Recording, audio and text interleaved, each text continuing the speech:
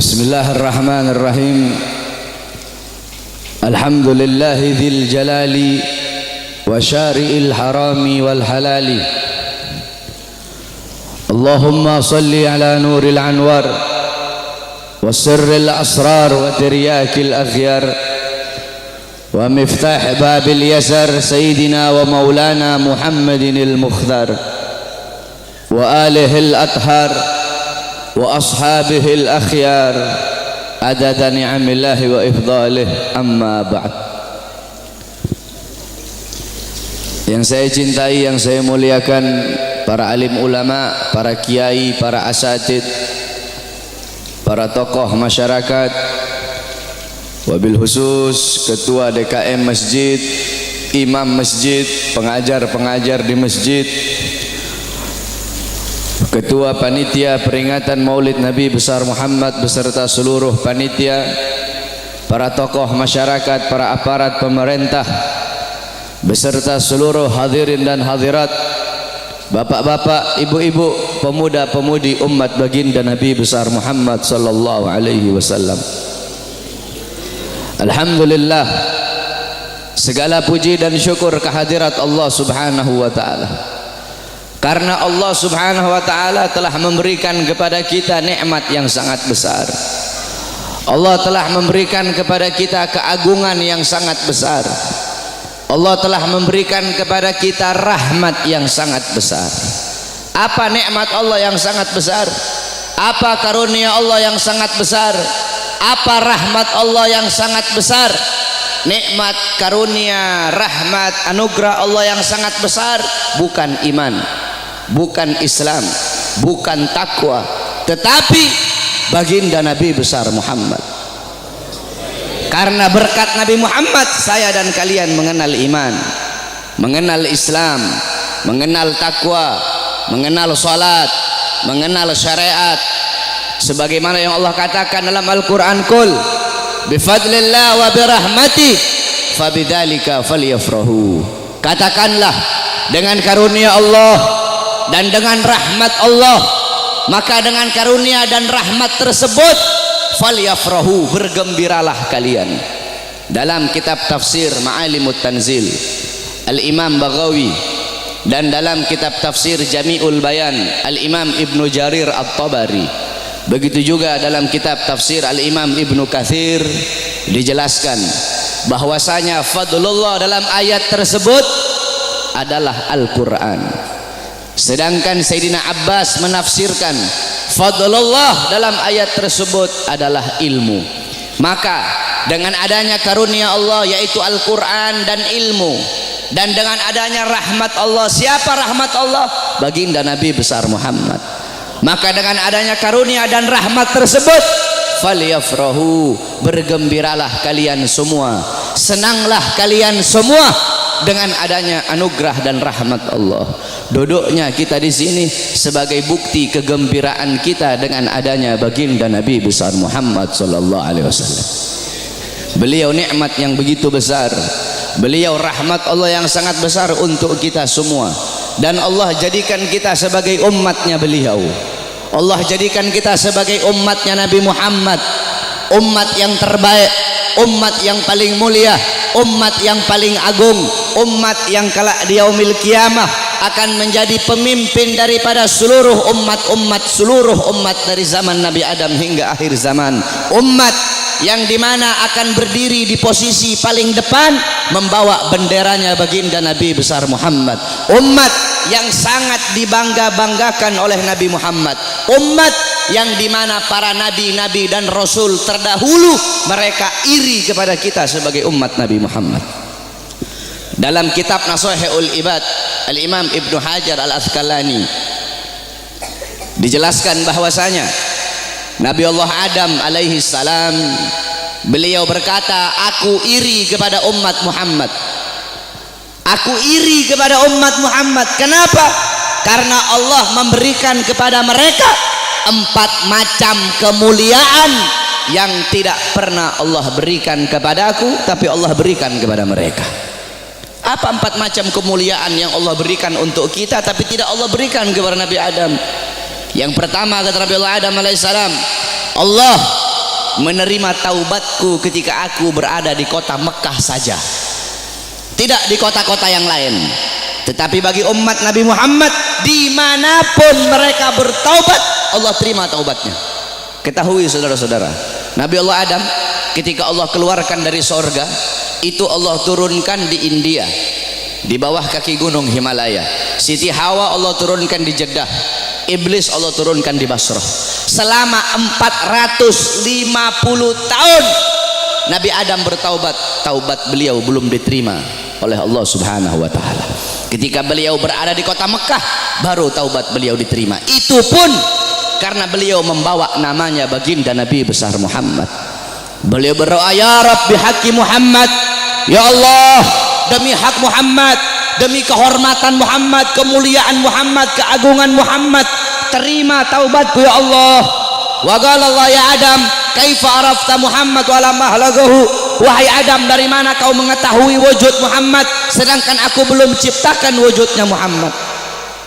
Qala Adam, ya Rabb, innaka lama khalaqtani rafa'tu ra'si wa ra'aitu ala qawaimil arsy maktub la ilaha illallah Muhammadur Rasulullah. Ya Allah, ketika kau tiupkan ruh, aku angkat kepalaku ke atas dan aku lihat di tiang-tiang arsy, di tiang-tiang sorga tertulis la ilaha illallah Muhammadur Rasulullah. Dari situ aku tahu bahwasanya Muhammad bukan manusia biasa. Sebab tidak mungkin engkau akan meletakkan nama makhluk di samping namamu, kecuali pasti makhluk itu makhluk yang paling kau cintai ya Allah. Makanya aku bawa nama Muhammad dalam pertaubatanku kepadamu dengan harapan agar engkau menerima taubatku. Apa kata Allah? Sadaqta ya Adam, betul apa yang kau katakan itu wahai Adam. Kalau engkau bermohon kepadaku dengan membawa nama Muhammad, ketahuilah telah aku ampuni dosamu wahai Adam. Walaula Muhammad ma khalaqtuka ya Adam, dan kalau bukan karena Muhammad, tidak akan aku ciptakan engkau wahai Adam. Allah menerima taubat Nabi Adam ketika beliau berada di kota Mekah. Apa kata Nabi Adam? Sedangkan bagi umat Muhammad, dimanapun mereka berada, saya dan kalian kalau mau bertobat dari dosa, tidak harus kita ke Mekah, saudara-saudara. Kita bertobat dimanapun tempatnya. Taubatan nasuha, menyesali perbuatan dosa, tidak mengulangi perbuatan dosa, itu taubat kita diterima oleh Allah. Sedangkan kata Nabi Adam, tapi aku hanya di kota Mekah, tidak di tempat yang lain. Sedangkan umat Muhammad dimanapun mereka bertaubat, Allah terima taubat mereka. Itu pertama, tidak pernah Allah kasih untukku, tapi Allah kasih untuk kita sebagai umat Muhammad. Yang kedua, kata Nabi Adam, ketika aku berbuat salah, Allah pisahkan aku dengan istriku Hawa hanya karena satu kesalahan. Satu kesalahan aku perbuat, aku makan buah khuldi, Allah pisahkan aku dengan Hawa selama ratusan tahun. Tetapi bagi umat Muhammad, pagi, siang, sore, malam mereka bermaksiat, tidak Allah pisahkan mereka dengan anak dan istri mereka. Aku cuma satu kali Allah pisahkan aku dengan Hawa. Umat Muhammad ribuan kali, jutaan kali bermaksiat, tidak Allah pisahkan mereka dengan anak dan istri mereka. Yang ketiga, kata Nabi Adam, aku berbuat salah dalam keadaan berpakaian, dalam keadaan tertutup auratku. Karena Allah murka, Allah lepaskan pakaianku sehingga terlihat auratku. Tetapi bagi Muhammad kebalik, mereka berbuat dosa dalam keadaan telanjang, tapi tetap Allah kasih mereka pakaian.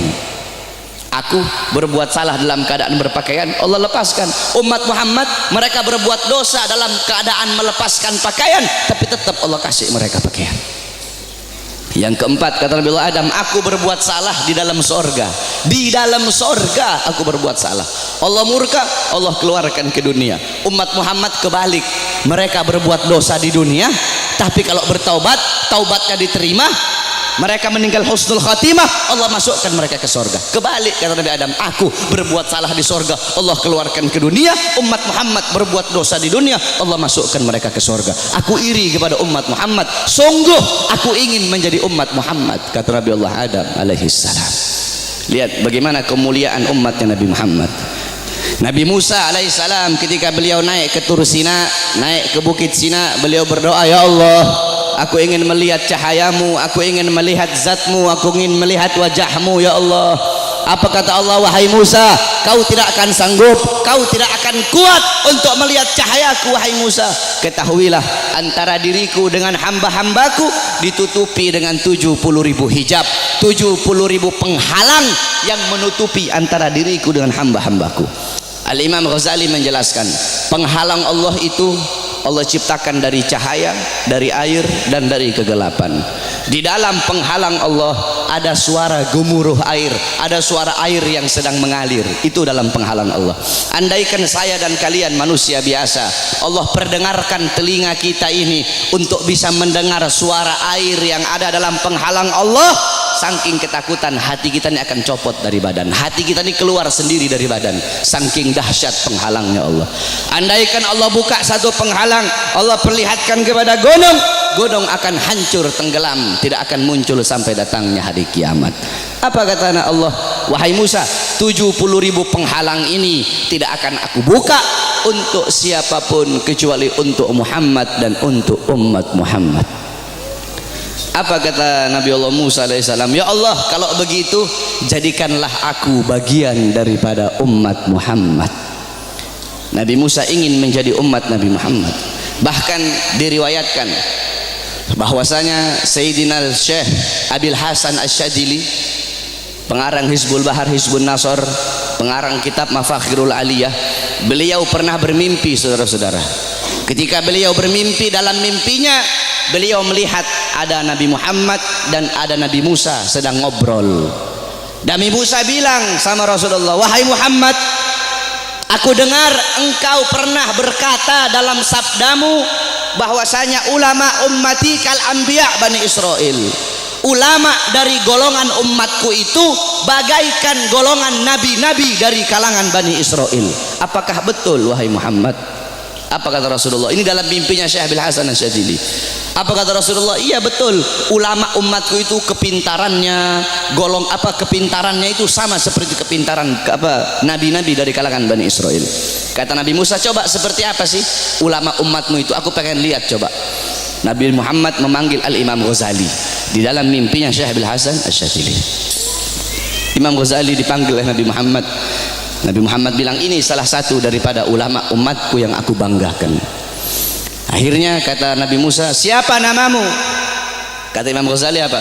Ana Muhammad bin Muhammad bin Muhammad. Kata Nabi Musa, stop. Wahai Rasulullah, ini kamu bilang pinter. Saya nanya siapa namanya? Dia jawab Muhammad bin Muhammad bin Muhammad. Kalau dia pinter cukup dia jawab Muhammad. Stop, sudah. Tidak usah dia bilang Muhammad bin Muhammad. Saya nggak nanya nama bapaknya, saya nggak nanya nama kakeknya. Kalau dia pinter cukup dia jawab Muhammad. Udah, stop.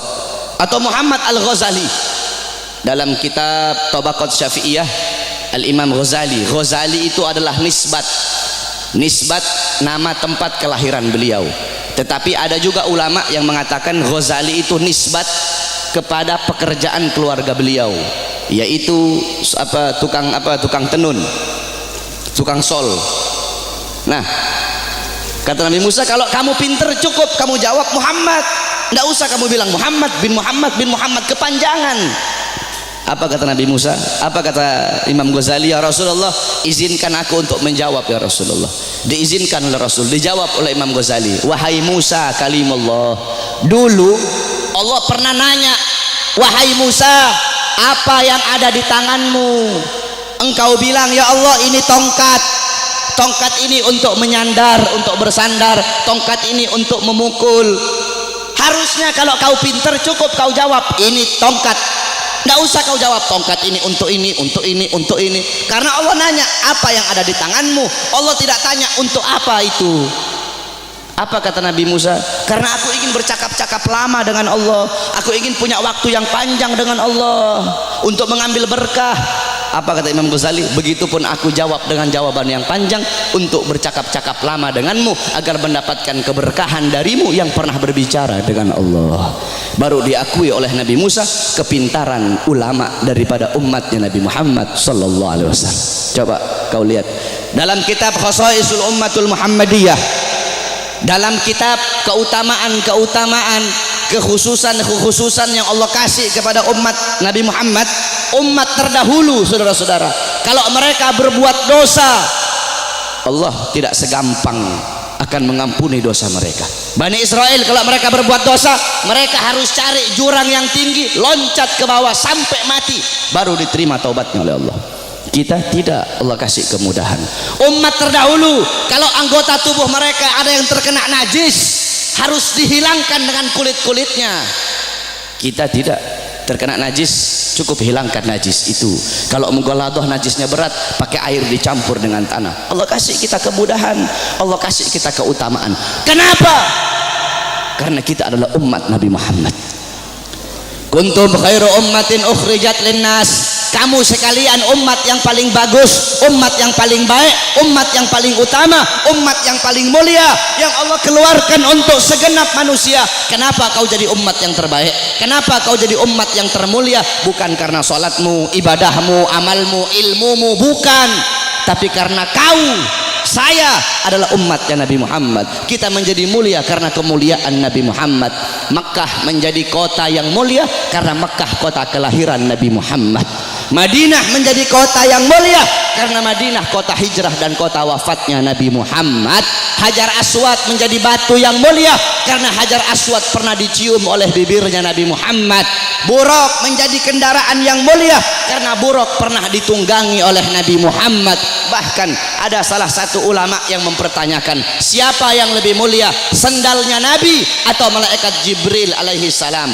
Jibril alaihi salam tidak pernah berjumpa langsung dengan Allah, tetapi Nabi Muhammad bahkan sendalnya telah berjumpa dengan Allah. Dalam kitab Al-Anwar Al-Bahiyah dijelaskan sendalnya Nabi berjumpa dengan Allah. Kenapa sandal itu menjadi mulia? Sandal itu menjadi mulia karena dipakai oleh kaki yang mulia, kakinya baginda Nabi besar Muhammad. Pernah seseorang bertanya kepada salah satu ulama, siapa yang lebih mulia, Ka'bah ataukah makbarahnya Nabi? Ka'bah atau kuburnya Nabi yang lebih mulia? Apa jawab ulama itu? Kalau kita lihat dari kuburnya maka Ka'bah lebih mulia, tetapi kalau dilihat dari sesuatu yang bersemayam dalam kubur itu, maka sesuatu yang bersemayam dalam kubur itu lebih mulia ribuan jutaan kali daripada Ka'bah. Siapa? Nabi Muhammad sallallahu alaihi wasallam. Kita menjadi mulia karena Nabi Muhammad. Ma madahtu Muhammadan bi qasidati walakin mudiha qasidati bi Muhammadin. Tidaklah aku memuji Nabi dengan syairku, aku tidak memuliakan Nabi dengan syairku, aku tidak mengagungkan Nabi dengan syairku, tetapi syairku yang menjadi mulia karena telah memuliakan Nabi Muhammad. Syairku yang menjadi agung karena telah mengagungkan Nabi Muhammad. Syairku yang menjadi terpuji karena telah memuji Nabi Muhammad. Kalian nih, kalian semua yang duduk di sini merayakan Maulid Nabi. Nabi Muhammad tidak butuh, tapi kita yang butuh untuk merayakan Maulid Nabi Muhammad. Kamu duduk di sini memuliakan Nabi, mengagungkan Nabi. Nabi tidak butuh, tapi kamu yang butuh untuk memuliakan dan mengagungkan Nabi Muhammad. Kamu duduk di sini bersolawat kepada Nabi, memuji Nabi, mengagungkan Nabi. Itu tidak akan menambahkan kemuliaan Nabi. Kalau dengan kamu bersolawat menambahkan kemuliaan Nabi, berarti Nabi butuh dengan solawatmu. Nabi tidak butuh, tapi kamu dan saya yang butuh dengan bersolawat kepada Nabi. Kita memuliakan Nabi tidak akan menambahkan kemuliaan Nabi, tapi itu menambahkan kemuliaan kita. Kita tidak bersolawat, tidak mengagungkan beliau, itu juga tidak akan mengurangi kemuliaan beliau. Karena beliau kemuliaannya lautan jadi tinta, pohon jadi pena, digunakan untuk melukis kemuliaan Nabi. Lautan jadi tinta, pohon jadi pena, tidak akan sanggup untuk melukis tentang kemuliaan Nabi Muhammad. Maka saya dan kalian menjadi mulia karena kemuliaan Nabi Muhammad sallallahu alaihi wasallam. Nabi Allah Adam, saudara-saudara, Allah memerintahkan kepada seluruh penghuni langit untuk bersujud kepada Adam. Kenapa, saudara-saudara? Para ulama mengatakan, pertama, untuk memuliakan nur Nabi Muhammad yang ada dalam tulang sulbi Nabi Adam alaihissalam. Makanya kenapa ketika iblis tidak mau bersujud, Allah sangat-sangat murka. Allah tidak memandang Nabi Adamnya, tetapi yang Allah pandang nur Nabi Muhammad yang ada dalam tulang sulbi Nabi Allah Adam alaihissalam. Saudara-saudara, para ulama-ulama salaf kita itu kalau dengar azan, mereka pasti meletakkan kedua jempolnya ini di langit-langit. Mereka letakkan di langit-langit, kemudian mereka usap di kelopak mata mereka sambil berkata, marhaban bi habibi wa qurrati aini. Kenapa, saudara-saudara? Dulu Nabi Adam alaihissalam itu selalu dibuntuti oleh malaikat. Kemanapun Nabi Adam pergi diikuti oleh malaikat. Nabi Adam bertanya, ya Allah, kenapa setiap aku pergi kok di belakangku selalu ada malaikat? Apa kata Allah? Karena mereka tertarik dengan nur yang ada dalam tulang sulbimu. Apa nur yang ada dalam tulang sulbimu? Nur itu adalah nur daripada nanti salah satu cucumu. Kemudian apa kata Nabi Adam? Ya Allah, kalau begitu tolong pindahkan nur ini ke hadapanku ya Allah. Dipindahkan nur Nabi Muhammad di hadapan Nabi Allah Adam alaihissalam. Ketika dihadapkan di hadapan Nabi Allah Adam, malaikat yang di belakang semua berdiri di depan Nabi Allah Adam alaihissalam. Nabi Adam ini penasaran seperti apa bentuknya ini nur sampai malaikat begitu tertarik. Apa kata Nabi Allah Adam? Ya Allah, kalau begitu tolong pindahkan nur ini di kedua kukuku agar aku bisa melihat seperti apa nur itu. Ditaruh nur Nabi Muhammad di kukunya Nabi Allah Adam. Ketika Nabi Allah Adam melihat keindahan nurnya Nabi Muhammad, Nabi Allah Adam berkata, marhaban bihabibi wa qurrati aini. Baru beliau usapkan. Lihat bagaimana Allah Subhanahu wa taala memuliakan Nabi Allah Adam, karena dalam tulang sulbinya terdapat nur baginda Nabi besar Muhammad sallallahu alaihi wasallam. Allah menyelamatkan Nabi Allah Nuh. Allah selamatkan Nabi Allah Nuh dari banjir yang besar, dari musibah yang besar. Kenapa? Karena dalam tulang sulbi Nabi Allah Nuh terdapat nur baginda Nabi besar Muhammad. Allah selamatkan Nabi Allah Ibrahim alaihissalam dari api Namrud. Kenapa? Karena dalam tulang sulbi Nabi Allah Ibrahim terdapat nur baginda Nabi besar Muhammad. Allah menyelamatkan Nabi Allah Ismail ketika akan disembelih, Allah rubah menjadi seekor domba. Allah selamatkan Nabi Allah Ismail. Kenapa? Karena dalam tulang sulbi Nabi Allah Ismail terdapat nur baginda Nabi besar Muhammad. Dan saya dan kalian nanti di akhirat akan diselamatkan. Kenapa? Karena saya dan kalian umat Nabi Muhammad sallallahu alaihi wasallam. Oleh karena itu saudara-saudara, bagi kami para habaib, Maulid bukan hari raya, tapi bagi kami Maulid lebih mulia dan lebih agung daripada hari raya. Di tempat saya bapak-bapak di Sulawesi itu, kami santri-santrinya guru tua. Guru tua itu Al-Imam Al-Habib Idrus bin Salim Al-Jufri. Kami itu ketika datang bulan Maulid, semua rumah kami cat baru. Datang bulan Maulid, semua rumah kami cat baru, kampung kami hias, jalan kami baguskan. Hanya di bulan Maulid, tidak di bulan yang lain. Hari raya, rumah kami tidak kami cat baru. 17 Agustus, rumah kami tidak kami cat baru. Maulid, rumah kami cat baru. Kenapa? Karena bagi kami Maulid adalah hari yang paling mulia di muka buminya Allah Subhanahu wa taala. Kenapa bisa seperti itu? Dalam kitab Tuhfa, dalam kitab Hawashi Syarwani ala Tuhfal Muhtaj. Hawashi Syarwani itu kitabnya Al-Imam Syarwani. Tuhfal Muhtaj itu kitabnya Al-Imam Ibnu Hajar Al-Haytami, yang dimana Tuhfal Muhtaj adalah syarah daripada kitab Minhajut Thalibin Al-Imam Nawawi. Jadi kalau ente orang belajar fikih, ada namanya matan, ada namanya syarah, ada namanya hawashi. Matan itu isi, syarah itu penjelasan daripada matan, hawashi penjelasan lebih rinci daripada syarah. Jadi matan diberi syarah, syarah diberi hawashi. Matannya itu Minhajut Thalibin Imam Nawawi, disyarahkan oleh Imam Ibnu Hajar Al-Haytami, yaitu Tuhfal Muhtaj, syarah Minhaj.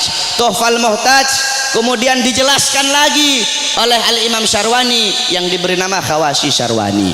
Dalam kitab Hawashi Syarwani dijelaskan bahwasanya inna afdhalal layali, sesungguhnya paling mulianya malam itu, paling utamanya malam itu, yaitu malam kelahiran baginda Nabi besar Muhammad. Setelah malam kelahiran Nabi baru malam Lailatul Qadar. Setelah malam Lailatul Qadar baru malam Isra. Setelah malam Isra setelah malam Lailatul Qadar malam Jumat. Setelah malam Jumat baru malam Isra. Kenapa malam kelahiran Nabi menjadi malam yang paling mulia? Kenapa malam kelahiran Nabi menjadi malam yang paling agung? As-Sayyid Al-Habib Muhammad bin Alwi Al-Maliki, beliau mengutip perkataan daripada Al-Imam Haramain Sayyid Amin Qutbi. Beliau berkata, Sayyid Amin Qutbi berkata, ya Lailatul Itsnin, madza safahat, wahai malam Senin, apa yang telah menyapamu?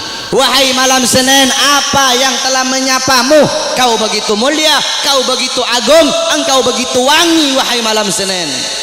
berawal hari-hari yang mulia dalam Islam semua berawal darimu. Adanya Idul Fitri, adanya Idul Adha, adanya Ramadan, adanya Rajab, adanya Fathul Makkah, adanya kemenangan perang Badar, adanya Lailatul Qadar, adanya hari Jumat, adanya malam Jumat, adanya 10 Muharram, semua berawal darimu wahai malam Senin. Kenapa? Karena pada malam Senin itu lahir baginda Nabi besar Muhammad sallallahu alaihi wasallam, sehingga malam kelahiran Nabi menjadi malam yang paling mulia di muka bumi. Kenapa? Karena kalau tidak ada kelahiran Nabi, tidak akan ada Idul Fitri, tidak akan ada Idul Adha, tidak akan ada iman, tidak akan ada Islam. Makanya sampai-sampai begitu Allah memuliakan kelahiran Nabi Muhammad, karena begitu Allah ini memuliakan kelahiran Nabi, sampai-sampai orang yang meninggal dalam keadaan kafir, akan tetapi karena dia gembira dengan kelahiran Nabi, Allah ringankan azabnya dalam neraka. Dalam kitab tafsir Bidayah wan Nihayah, Al-Imam Ibnu Katsir beliau meriwayatkan bahwasanya Sayyidina Abbas bin Abdul Muthalib pernah bermimpi berjumpa dengan Abu Lahab. Dalam mimpinya Sayyidina Abbas bin Abdul Muthalib bermimpi Abu Lahab sedang disiksa dalam neraka. Akan tetapi setiap hari Senin azab dan siksanya Abu Lahab dihentikan dan Allah gantikan dengan rahmat. Dari jari-jari Abu Lahab itu bisa keluar air sehingga dia bisa minum dari air tersebut. Maka Sayyidina Abbas pun bertanya, wahai Abu Lahab, kenapa setiap hari Senin Allah angkat azab dan siksamu? Dari jari-jarimu bisa keluar air, kenapa hanya di hari Senin, tidak di hari-hari yang lain? Apa kata Abu Lahab? Iya, karena dulu ketika Muhammad lahir, aku bergembira dengan lahirnya Muhammad. Aku memiliki budak yang bernama Suwaibah. Suwaibah datang kepadaku memberi kabar tentang lahirnya Muhammad. Aku gembira sehingga aku bebaskan Suwaibah. Aku bebaskan dia dari budak. Nah, karena aku membebaskan Suwaibah, karena kegembiraanku dengan lahirnya Muhammad, karena aku gembira sesaat dengan lahirnya Muhammad, maka dari itu setiap hari Senin Allah angkat azab dan siksaku. Itu Abu Lahab. Setiap hari Senin Allah angkat azab dan siksanya hanya karena bergembira sesaat dengan lahirnya Al-Mustafa. Maka bagaimana dengan saya dan kalian kalau kita bergembira seumur hidup kita dengan lahirnya baginda Nabi besar Muhammad? Oleh karena itu saudara-saudara, kita duduk di sini memuliakan kelahiran Nabi, mengagungkan kelahiran Nabi. Ini suatu perbuatan yang mulia. Tetapi banyak juga golongan-golongan di luar sana, banyak golongan-golongan yang mulut kotornya berani mengatakan bahwasanya orang-orang yang duduk di maulid itu mereka telah berbuat dosa besar. Maulid itu adalah bid'ah dalalah, maulid itu bid'ah yang sesat, maulid itu sumber kesyirikan, maulid itu sumber kekafiran. Banyak golongan-golongan di luar sana yang berkata seperti itu. Ini golongan-golongan yang bodoh, golongan-golongan yang goblok, golongan-golongan yang dungu, tidak ngerti kaidah fikih, tidak ngerti takhrij hadis, tidak ngerti mustalah hadis, baru belajar beberapa tahun di Arab Saudi, pulang baru punya jenggot 8 lembar 9 lembar, sudah berani menyesat-nyesatkan orang yang duduk di majelis maulidnya Nabi Muhammad sallallahu alaihi wasallam. Saudara-saudara, kalau kita mau lihat bid'ahnya, luarnya iya bid'ah, luarnya bid'ah, luarnya covernya bid'ah, covernya ini sesuatu yang baru, tetapi intisari, lubabnya, intisari yang ada dalam peringatan maulid ini bukanlah sesuatu yang bid'ah. Tadi di maulid tadi dibacakan Quran. Apakah membaca Quran sesuatu yang bid'ah? Kau duduk di sini, kita saling makan sama-sama. Nanti selesai acara makan bareng-bareng. Dalam kitab dijelaskan, Nabi Allah Ibrahim menjadi Khalilullah.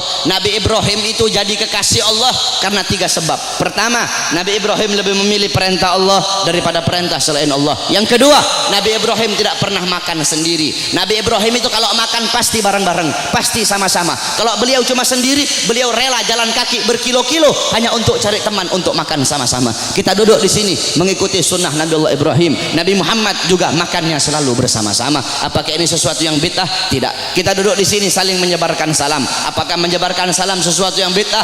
Nabi Muhammad berkata afsus salam, sebarkan salam. Kita duduk di sini saling memberi makan. Nabi Muhammad bilang wa'atimut ta'am, berilah makan. Kita duduk di sini menyambung tali silaturahmi. Kata Nabi Muhammad wasilul arham, sambunglah tali persaudaraan. Kita duduk di sini mengenang Nabi Muhammad, menyebut-nyebut nama Rasulullah sallallahu alaihi wasallam. Bukankah dalam hadis riwayat Ad-Dailami dalam kitab musnad beliau, yaitu kitab yang bernama Al-Firdaus, Qalar Rasul zikrul anbiya minal ibadah, mengingat para nabi, mengingat para rasul itu adalah ibadah. Dzikrus sholihin minal kafarah, dzikrul maut minas sadaqah, wa dzikrul kubur yuqarribukum minal jannah. Kata Nabi Muhammad, mengingat para nabi, mengingat para rasul, menyebut-nyebut nama mereka itu adalah ibadah. Kita duduk di sini menyebut Nabi Muhammad, mengingat Nabi Muhammad, mengenang Nabi Muhammad, membaca sirah beliau, tarikh beliau agar bisa mengambil iktibar, mengambil pelajaran dari kisah hidup beliau. Apakah ini sesuatu yang bid'ah? Tidak. Kita duduk di sini bersolawat kepada Nabi Muhammad. Bukankah Allah berkata, innallaha wa malaikatahu yusholluna 'alan nabi ya ayyuhalladzina amanu shollu 'alaihi wa sallimu taslima. Apakah salawat sesuatu yang bid'ah? Tidak. Kita duduk di sini menuntut ilmu. Saya dan kalian duduk di sini untuk menuntut ilmunya Allah. Menuntut ilmu fardhatun. Menuntut ilmu hukumnya sangat-sangat wajib. Dalam kaidah dijelaskan, amrun bi syai' amrun bi wasailihi. Perintah terhadap sesuatu, maka perintah juga terhadap sarana atau prasyarat bagi orang-orang untuk melakukan sesuatu yang diperintahkan tersebut. Kalau seumpama naik ke atas ini wajib, maka yang mendorong kita untuk naik ke atas itu pun hukumnya wajib. Naik ke atas hukumnya wajib. Yang dorong itu naik ke atas apa? Tangga, maka tangga juga hukumnya wajib. Kalau ente naik ke atas hukumnya sunnah, maka tangga juga hukumnya jadi sunnah. Saudara-saudara, beli baju, membeli baju hukumnya apa? Mubah. Beli baju hukumnya mubah. Menutup aurat hukumnya wajib. Menutup aurat hukumnya wajib. Kamu sedang keluar dari rumah, tiba-tiba bajumu lepas, bajumu sobek atau bajumu lepas, kelihatan kamu punya aurat. Kelihatan kau punya aurat. Membeli baju hukumnya mubah, tapi ketika itu berubah menjadi wajib. Kenapa? Karena baju salah satunya yang menjadi syarat bagimu untuk bisa tutup kau punya aurat, sedangkan nutup aurat hukumnya wajib. Bersiwak hukumnya apa? Sunnah. Bikin kantong baju hukumnya apa? Bikin kantong baju hukumnya mubah. Bersiwak hukumnya sunnah. Bikin kantong baju hukumnya mubah. Kamu mau keluar rumah, kantong apa? Bajumu tidak punya kantong. Bajumu tidak punya kantong. Kalau tidak ada kantong tidak bisa kamu bawa. Kamu punya siwak, sedangkan bersiwak hukumnya sunnah. Bikin kantong baju hukumnya mubah. Ketika itu berubah, bikin kantong baju hukumnya jadi sunnah. Kenapa? Karena kantong baju yang jadi syarat bagimu untuk bisa bawa kau punya siwak. Nah, menuntut ilmu hukumnya wajib, saudara-saudara. Maka ketika maulid menjadikan dirimu, mendorong dirimu untuk menuntut ilmu, maka ketika itu maulid pun hukumnya berubah menjadi wajib. Kalau maulid mendorong engkau untuk sedekah, sedekah hukumnya sunnah, maka maulid juga hukumnya menjadi sunnah. Bersolawat hukumnya sunnah, maka ketika itu maulid mendorong kau untuk bersolawat, maka maulid juga hukumnya menjadi sunnah. Oleh karena itu nanti wasiat saya, kalau nanti ada yang nanya kepada kalian semua, kenapa kamu merayakan maulid Nabi Muhammad? Jawab, saya merayakan maulid Nabi untuk memuliakan dan mengagungkan kelahiran Nabi. Siapa yang suruh memuliakan kelahiran Nabi? Siapa yang suruh mengagungkan kelahiran Nabi? Yang suruh adalah Allah. Ayat tadi itu, qul bi fadlillah wa bi rahmati fabidzalika falyafrahu. Katakanlah dengan anugerah dan rahmat Allah, dengan rahmat itu fayafrahu, gembira kalian, senanglah kalian dengan adanya karunia dan rahmat Allah Subhanahu wa taala. Saudara-saudara, ada beberapa ibadah yang sengaja dikaitkan dengan sejarah. Contohnya haji. Haji itu ibadah wajib, sengaja dikaitkan dengan sejarah Nabi Allah Ibrahim, mulai dari wukuf, tawaf, sa'i, melempar jumrah, sehingga ibadah haji menjadi ibadah wajib. Berpuasa pada tanggal 10 Muharram. Berpuasa pada tanggal 10 Muharram itu sengaja dikaitkan dengan sejarah Nabi Musa alaihi salam. Ketika Rasulullah nanya sama Yahudi Madinah, kenapa kalian berpuasa pada tanggal 10 Muharram? Kata Yahudi Madinah, karena kami bersyukur atas selamatnya Nabi Musa dari kejaran tentara Fir'aun. Apa kata Rasulullah? Nahnu ahaqqu bi Musa minkum. Kami lebih berhak atas Musa daripada kalian. Rasul pun memerintahkan para sahabat untuk berpuasa pada tanggal 10 Muharram, sehingga berpuasa pada 10 Muharram menjadi ibadah sunnah. Saudara-saudara, para ulama mengatakan, jikalau perhatikan kata-kata ini, jikalau berpuasa pada tanggal 10 Muharram menjadi ibadah sunnah karena bersyukur atas selamatnya Nabi Musa, maka bagaimana dengan terselamatkan seluruh alam semesta ini berkat adanya Nabi Muhammad? Selamat Nabi Musa, kalian bersyukur dengan berpuasa di tanggal 10 Muharram. Maka bagaimana dengan terselamatkan seluruh alam semesta berkat Nabi Muhammad sallallahu alaihi wasallam. Saudara-saudara, kita ini udah telat. Saya dan kalian udah telat, saudara-saudara. Yang pertama kali memuliakan kelahiran Nabi, yang pertama kali mengagungkan kelahiran Nabi adalah Allah Subhanahu wa taala. Tetapi Allah punya cara lain. Cara Allah tidak sama dengan cara kita. Cara kita memuliakan hari kelahiran Nabi, duduk di sini undang para ulama, para habaib, para kiai, minta nasihat dari beliau-beliau, bersolawat, baca maulid. Itu cara kita. Tapi Allah punya cara sendiri. Bagaimana cara Allah memuliakan kelahiran Nabi? Yang pertama kali memuliakan kelahiran Nabi itu Allah, bukan manusia, bukan malaikat, Allah Subhanahu wa taala. Bagaimana caranya Allah memuliakan kelahiran Nabi? Dalam kitab Qisasul Anbiya dijelaskan, kita semua tahu Nabi Muhammad lahir pada hari Senin pada tanggal 12 Rabiul Awal pada tahun gajah, amal fil. Wa summiya ama wiladati amal fil, dinamakan tahun kelahiran beliau itu tahun gajah, li'anna malikal habasyah, karena raja Habasyah mengutus tentara-tentara yang menaiki gajah yang besar. Untuk apa? Lihadmil Ka'bah, untuk merusak Ka'bah, untuk menghancurkan Ka'bah. Tapi Allah punya rencana lain. Allah mengutus burung ababil dari neraka Sijil. Satu ekor burung bawa 2 buah batu, 3 buah batu. 1 batu di mulutnya, 2 batu ditaruh di kakinya. Dengan izin Allah itu burung terbang. Allah perintahkan untuk melemparkan itu batu di atas kepala tentara gajah. Ketika itu batu jatuh di atas kepala tentara gajah, tembus sampai ke kaki, saudara-saudara. Allah hancurkan pasukan gajah. Kenapa Allah hancurkan pasukan gajah? Ikraman, untuk memuliakan dan mengagungkan kelahiran baginda Nabi besar Muhammad sallallahu alaihi wasallam. Padahal bagi Allah tidak mustahil kalau Allah mau hancurkan pasukan gajah sebelum mereka nyerang, bisa Allah hancurkan. Tapi kenapa Allah hancurkan ketika mereka menyerang Ka'bah? Untuk memuliakan kelahiran dan keagungan, untuk mengagungkan kelahiran baginda Nabi besar Muhammad. Siapa saudara-saudara yang merobohkan istana Romawi? Ketika Nabi Muhammad lahir, istana Romawi roboh. Siapa yang robohkan? Allah. Kenapa Allah robohkan istana Romawi di hari lahirnya Nabi? Padahal tidak mustahil kalau Allah mau robohkan sebelum Nabi Muhammad lahir, bisa bagi Allah. Allah merobohkan sebelum Nabi Muhammad lahir, bisa. Tapi kenapa Allah robohkan di hari lahirnya Nabi? Ikraman, untuk memuliakan dan mengagungkan kelahiran baginda Nabi besar Muhammad. Siapa yang memadamkan api Majusi, api yang selama ribuan tahun tidak pernah padam? Nabi Muhammad lahir, api Majusi menjadi padam. Siapa yang memadamkan? Allah. Kenapa Allah padamkan api Majusi di hari lahirnya Nabi? Kok tidak di hari-hari sebelumnya? Padahal tidak mustahil bagi Allah untuk memadamkan api Majusi sebelum Nabi Muhammad lahir, bisa. Tapi kenapa di lahirnya hari Nabi Muhammad? Ikraman, untuk memuliakan dan mengagungkan kelahiran Nabi Muhammad. Oleh karena itu Allah saja memuliakan kelahiran Nabi, Allah saja mengagungkan kelahiran Nabi. Maka kita siapa kok tidak memuliakan dan tidak mengagungkan kelahiran baginda Nabi besar Muhammad sallallahu alaihi wasallam. Oleh karena itu saudara-saudara, cintai beliau, jadikan beliau sebagai teladanmu, jadikan beliau sebagai pedomanmu, jadikan beliau sebagai idolamu. Nabi Muhammad mencintai kalian, Nabi Muhammad sangat cinta kepada kalian, sampai-sampai kata Sayyidina Ali, Sayyidina Ali karramallahu wajha, inna Rasulillah fi akhir nafsi haragat syafataihi marratain fa'algaitu sam'i fasami'tuhu yaqul ummati ummati faqubida Rasulillah sallallahu alaihi wasallam wa qal la kanatid dunya tadumu li wahidin la kana Rasulillah fiha mukhallada. Apa kata Sayyidina Ali pada saat detik-detik terakhir nafasnya Nabi Muhammad? Aku melihat beliau menggerakkan bibirnya dengan 2 kali gerakan.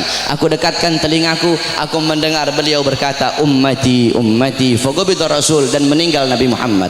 Apa kata Sayyidina Ali? Lau kanatid dunya tadumu li wahidin la kana Rasulillah fiha mukhallada. Andaikan bisa satu wujud hidup abadi di muka bumi, yang paling pantas itu cuma Nabi Muhammad. Saking mulianya Nabi besar Muhammad sallallahu alaihi wasallam. Nabi Muhammad mengorbankan nyawanya, mengorbankan jiwanya untuk siapa? Untuk kalian sebagai umat.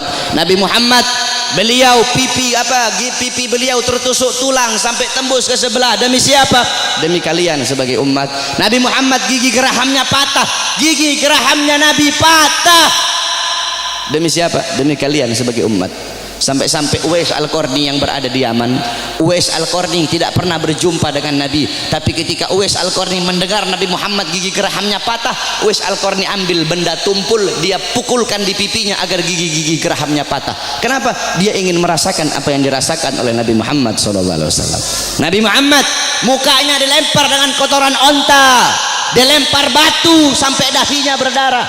Ketika dahi beliau berdarah, beliau tampung darah itu agar tidak jatuh di atas tanah.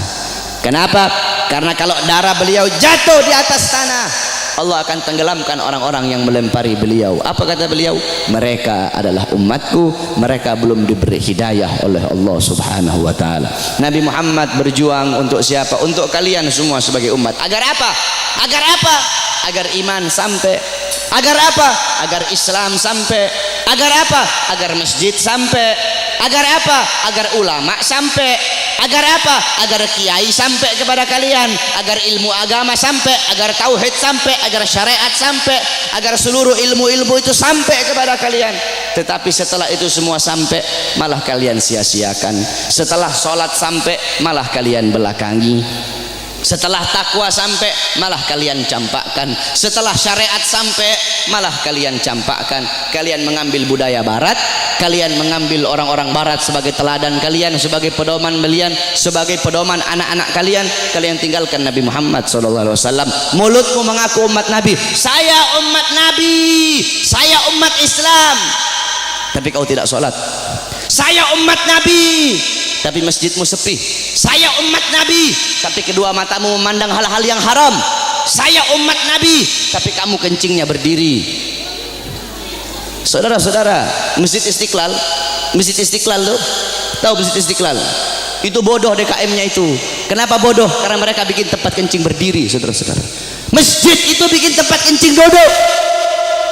Masjid bikin tempat kencing berdiri, udah kayak bandara aja ente. Dorong orang-orang untuk bikin sunnah, dorong orang-orang untuk melakukan sunnah. Ente ketua masjid, orang-orang yang ada di masjid bikin tempat kencingnya duduk. Adapun orang yang masuk ke dalam itu kencingnya berdiri atau duduk, urusan mereka. Yang penting kamu telah dorong mereka untuk mengikuti sunnah. Sufyan Ats-Tsauri, tahu Sufyan Ats-Tsauri? Ats-Tsaur itu banteng. Kenapa Sufyan Ats-Tsauri dipanggil banteng? Karena dia masuk ke masjid itu mendahulukan kaki kiri, sehingga terdengar suara ya Tsaur qaddimul yumna. Hei banteng, dahulukan kaki kananmu. Ditegur saudara-saudara. Engkau mengaku apa? Engkau mengaku umat Nabi, tapi kedua tanganmu tidak pernah memberi makan golongan-golongan yang dicintai oleh Nabi. Siapa golongan yang dicintai oleh Nabi? Anak yatim, fakir miskin, para janda-janda. Kau ngaku cinta Nabi, tapi kau tidak pedulikan mereka. Kau biarkan mereka dalam keadaan lapar, kau biarkan mereka dalam keadaan teraniaya, sedangkan mereka golongan yang sangat dicintai oleh Nabi Muhammad SAW. Engkau mengaku umat Nabi, tapi kau biarkan besok anak-anakmu merayakan Valentine. Engkau ngaku umat Nabi, tapi kalian para orang tua biarkan anak-anak gadis kalian membuka aurat. Saudara-saudara, makanya jangan heran bapak-bapak yang ada di sini, pasti rata-rata kebanyakan anak-anak kalian kalau cium tangan kepada kalian bukan di hidung, cium tangan kalian di pipi, cium tangan kalian di dahi, itu masih mending kena. Ada yang sampai nggak kena udah dilepas. Padahal harusnya seorang anak itu cium tangan di bawah hidung, bukan di atas hidung. Cium tangan di bawah hidung, kemudian dihirup udara tangan itu, tangan orang tua. Begitu cara anak-anak cium tangan. Tapi kenapa anak-anakmu cium tangan di pipi, anak-anakmu cium tangan di dahi? Karena kalian sebagai orang tua tidak pernah mendidik anak-anak kalian dengan didikannya Nabi Muhammad SAW. Jangan heran anak-anakmu melotot di hadapan kalian, anak-anak kalian membantah perintah kalian. Ada zaman sekarang anak bunuh bapak, anak bunuh ibu, anak masukkan ibunya dalam penjara. Jangan kau salahkan. Kenapa? Kalian sebagai orang tua tidak pernah mendidik anak-anak kalian dengan didikan agama. Laisal mar'u yuladu aliman. Tidak ada seseorang dilahirkan dalam keadaan alim. Tidak ada, saudara-saudara. Kewajiban kalian sebagai orang tua untuk mendidik anak-anak kalian dengan didikan agama. Bapak-bapak zaman sekarang sibuk cari uang, sibuk cari harta. Pagi, siang, sore, malam keluyuran cari uang. uang. Untuk apa? Untuk ngasih makan jasmani anak-anaknya. Untuk apa? Untuk memberi makan jasmani anak-anaknya. Tetapi lupa kalian beri makan jiwa, hati, dah apa? Jiwa anak-anak kalian, hati anak-anak kalian, ruh anak-anak kalian, lupa kalian kasih makan. Apa makanan hati bagi anak-anak kalian? Makanan hati bagi anak-anak kalian adalah ilmu hati. 3 hari tidak kena ilmu, hati itu mati. Maka tanyakan kepada diri kalian sebagai orang tua, telah berapa lama kalian menjadi sebab hati anak-anak kalian mati?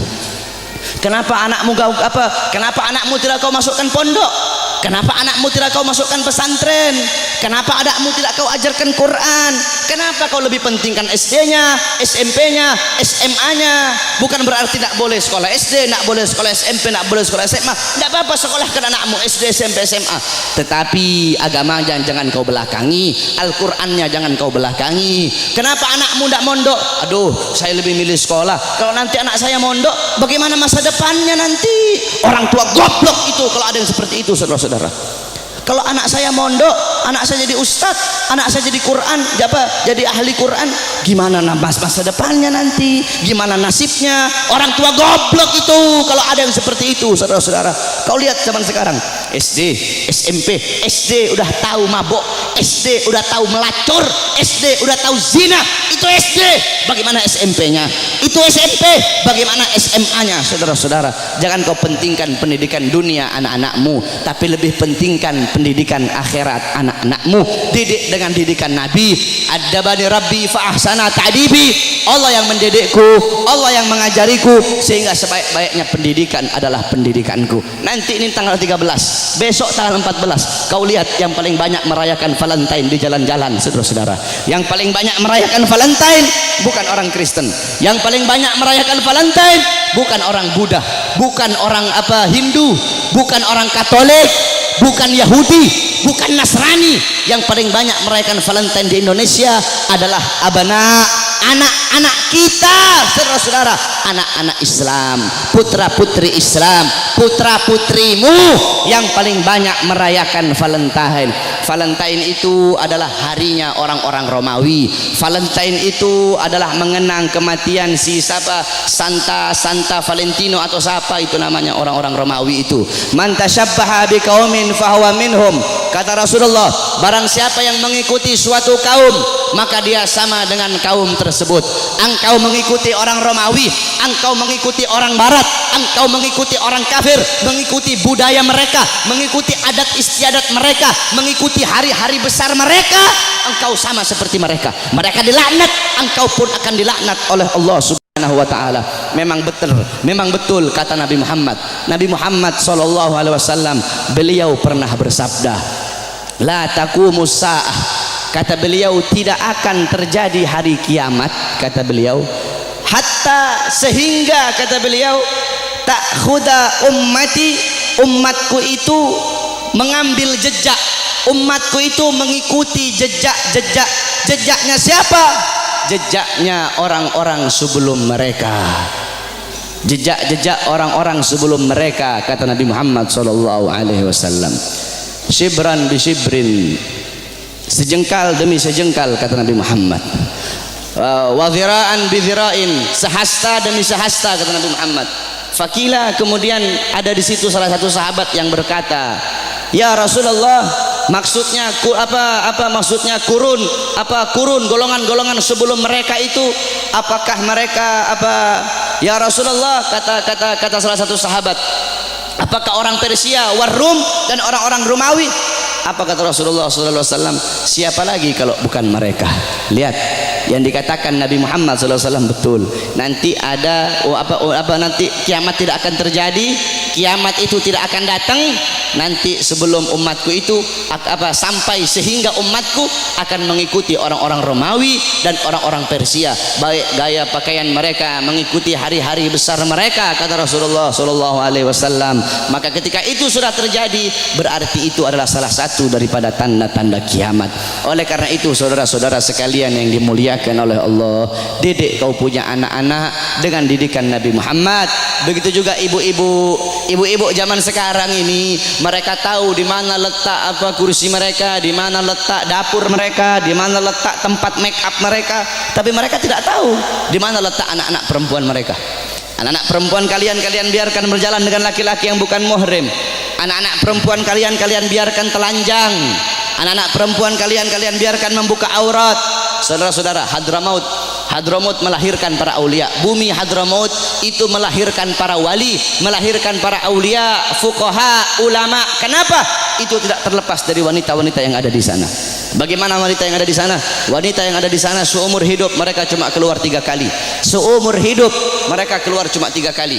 Pertama, ketika mereka masih kecil keluar bersama bapaknya. Kedua, ketika mereka sudah menikah keluar, diambil oleh suaminya, keluar dari rumahnya. Ketiga, ketika mereka mati keluar, diantar ke kuburnya. Itu seumur hidup 3 kali mereka keluar rumah. Makanya jangan heran kenapa wanita-wanita di sana melahirkan wali-wali, melahirkan orang-orang soleh, melahirkan wali songo yang datang bawa Islam ke Indonesia, berasal dari sana. Kenapa? Itu tidak terlepas dari kesolehan, ketaatan, kezuhudan wanita-wanita yang ada di sana. Oleh karena itu para wanita-wanita, para istri-istri, ibu-ibu, jadikan Sayyidatuna Fatimah, Sayyidatuna Khadijah, Sayyidatuna Aisyah, Ummu Salamah, Ummu Aiman, Ummu Sulaim, Siti Khansa, Siti Mutiyah, wanita-wanita di zaman Nabi, wanita-wanita mulia. Jadikan beliau-beliau sebagai uswahmu, sebagai teladanmu, sebagai pedomanmu, agar kau bisa mendidik anak-anakmu dengan didikan Nabi Muhammad. Insya Allah dengan duduknya kita di sini, Allah kasih kita keberkahan, Allah kasih kita Allah kasih kita maghfirah, Allah kasih kita rahmat. Kita bermalam-malaman di sini untuk Nabi Muhammad. Insya Allah kedua mata kita Allah halalkan kelak di yaumil qiyamah untuk memandang wajah indah baginda Sayyidina Muhammad sallallahu alaihi wasallam. Amin amin ya rabbal alamin. Ingat saudara-saudara, tidak ada kata capek untuk Nabi, tidak ada kata mahal untuk Nabi Muhammad. Oh saya bikin maulid ini, aduh bagaimana ini, pusing saya nyari dana. Tidak ada kata mahal untuk Nabi Muhammad. Untuk Nabi triliunan itu tidak ada harganya. Kau bikin maulid, kalian nih takmir masjid bikin maulid, jangankan habis 1 triliun, kalian habis 100 triliun itu murah untuk Nabi Muhammad sallallahu alaihi wasallam. Tidak ada kata mahal untuk Nabi Muhammad. Saudara-saudara, Nabi Muhammad, Sayyidatuna Khadijah semua hartanya habis. Sayyidina Utsman, Sayyidina Umar, Sayyidina Abu Bakar, sampai sebelum Sayyidatuna Khadijah meninggal, apa kata beliau? Wahai suamiku, hartaku semua sudah habis. Nanti kalau aku mati nih, kamu butuh uang, kau gali kuburku, ambil tulang-tulangku, kau jual untuk Islam. Sampai segitunya, tidak ada kata mahal. Nah ini kita kadang untuk Nabi kita capek, untuk Nabi ayo udah kemalaman nih, tidak ada kata kemalaman untuk Nabi. Aduh mau ngaji, aduh hujan nih, tidak ada kata hujan untuk Nabi Muhammad. Aduh mau pergi maulid jauh, tidak ada kata jauh untuk Nabi Muhammad. Nanti jangan jadi banci ente. Untuk Nabi capek, untuk Nabi jauh, tidak ada kata jauh untuk Nabi Muhammad. Pakai gaya-gaya, pakai baju my trip, my adventure, tetapi hadir di maulid tidak mau, sholat ke masjid tidak mau. Banci itu, bukan laki-laki itu saudara-saudara. Oleh karena itu sekali lagi, para anak-anak muda, jadilah kalian anak-anak muda yang baik, jadi kalian anak-anak muda yang bagus. Jangan kau ikut orang-orang Yahudi, jangan kau ikut orang-orang Nasrani. Mereka tidak bakal bikin kau baik, mereka tidak bakal bikin kau bagus, mereka bakal bikin kau buruk, mereka bakal bikin kau terjerumus ke dalam kezaliman, terjerumus ke dalam maksiat, mungkarat, dolalat, sayyiat. Karena apa saudara-saudara? Nasib desamu nih, nasib kampungmu semua ini ke depan, nasib masjid ke depan, desamu ke depan, itu tergantung anak-anak muda. Kalau anak-anak mudamu baik, ke depan kampungmu jadi kampung yang baik. Tapi kalau anak-anak mudamu rusak, anak-anak mudamu bangsat, ke depan kampungmu akan jadi kampung yang bangsat. Kalau negara sekarang ini anak-anak mudanya baik, kenal Nabi, ke depan negara ini akan jadi negara yang baik. Tapi kalau anak-anak mudanya narkoba, anak-anak mudanya judi, anak-anak mudanya melacur, anak-anak mudanya mabuk, ke depan ini negara akan jadi negara bangsat saudara-saudara. Tetapi kita berdoa kepada Allah, semoga Allah jadikan ini negara-negara aman, ini negara jadi negara yang baik, jadi negara yang makmur. Makmur bukan karena pejabatnya, makmur insya Allah karena doa-doa para ulama dan doa para solihin. Amin amin ya rabbal alamin. Ya Rabbana syarifna wa karimna bi ru'yati sayyidina al-Mustafa.